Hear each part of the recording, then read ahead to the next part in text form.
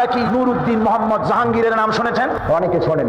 নুরউদ্দিন মোহাম্মদ জাহাঙ্গীরের প্রথম জীবন গিয়েছে একরকম। এই সময় একদিন এক বুড়ি তার দরবারে এসে বলছে, জাহাপানা, আমি আপনার কাছে এসেছি একটা নালিশ করতে। আমার বাড়িটা আপনার এই বাড়ি থেকে বেশি দূরে নয়। আমার ছেলে সেনাবাহিনীতে চাকরি করে, ফ্রন্টিয়ারে এখন আছে, সেখানে সে যুদ্ধের মধ্যে সেখানে যুদ্ধরত।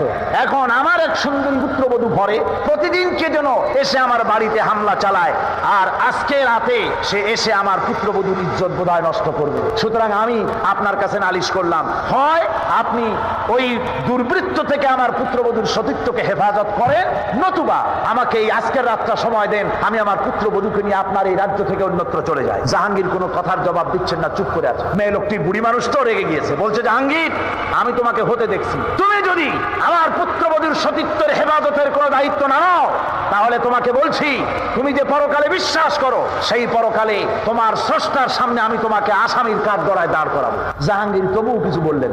মেয়ে লোকটি চলে গেল। গভীর রাত্রে জাহাঙ্গীর নিজে সেই বুড়ির বাড়ির কাছে চলে গিয়েছে। দেখেন দেওয়ালের পাশে একটা ঘোড়া দাঁড়ানো আর একটা প্রহরী। প্রহরীকে তরবারির আঘাত দিয়ে শেষ করে ঘোড়ার পিঠের উপরে দাঁড়ায় দেওয়াল টপকায় ভিতরে চলে গেল। যে শুনতেছেন ঘরের ভিতর থেকে যুবতী কণ্ঠের আওয়াজ, বাঁচাও বাঁচাও, চিৎকার হচ্ছে। বাইরে বুড়ি বান্দা একটা আলো টিম টিম করে জ্বলছে। জাহাঙ্গীর গিয়ে বলছে, বুড়ি আলো নিভাও তাড়াতাড়ি। বুড়ি আলো নিভিয়ে দিল। জাহাঙ্গীর ভিতরে ঢুকে ওই দুর্বৃত্তের চুল বাম হাতে ধরে ডান হাত দিয়ে তরবারির আঘাত দিয়ে তার শিরচ্ছেদ করে দিলেন। বললেন, বুড়ি আলো জ্বালাও। বুড়ি আলো জ্বালালেন।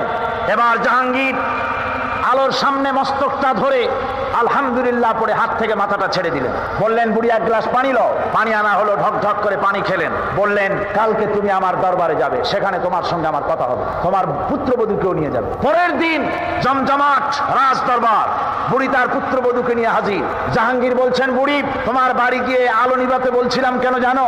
কয় না, জানি না। জাহাঙ্গীর বললেন, তুমি যখন আমার কাছে নালিশ করেছো, আমি মনে মনে ভেবেছি আমার বাড়ির এত কাছে আমার যুবক ছেলে ছাড়া আর কারো এই সাহস হবে বলে আমার মন বলে নাই। সেজন্য মনে করেছিলাম আলোর সামনে যদি ছেলেকে দেখি আমার মনে দুর্বলতা আসতে পারে, বিচার না হক হয়ে যেতে পারে, হক বিচার নাও করতে পারি, সেই জন্য আলো নিভিয়ে দিতে বললাম। এরপরে তার শিরচ্ছেদ করে আলোর সামনে ধরে দেখলাম না, সে আমার ছেলে নয়, আর একজন। এই জন্য আমি আলহামদুলিল্লাহ পড়লাম, পানি পান করলাম। এই জন্য তুমি যখন নালিশ করেছো আমার কাছে আর বলেছো কিয়ামতে আমাকে আসামি বানাবে, সেইখান থেকে হক বিচার করতে পারি কিনা এই চিন্তা এ পর্যন্ত কিচ্ছু খাই নাই, শুধু পানি খেয়েছি তোমার বাড়ি গিয়ে। জাহাঙ্গীর তার মাথা থেকে মুকুট খুললেন। মুকুটটা খুলে বুড়ের পায়ের কাছে রেখে দিয়ে বলেন, বুড়ি, তুমি জেনে রাখো, দিল্লির সম্রাটের এই মুকুটের চাইতে তোমার পুত্রবধূর সতীত্বের মূল্য মুসলমানের কাছে 1000 গুণ বেশি। মুসলমানেরা পরধর্মের এই ইজ্জত, এই সম্মান ইসলাম দিয়েছে, মুসলমানেরা দিয়েছে। আর পরধর্মের উপরে অত্যাচার যদি হয়েছে ধর্মনিরপেক্ষতাবাদীদেরকে দিয়ে হয়েছে। বলেন ঠিক কিনা?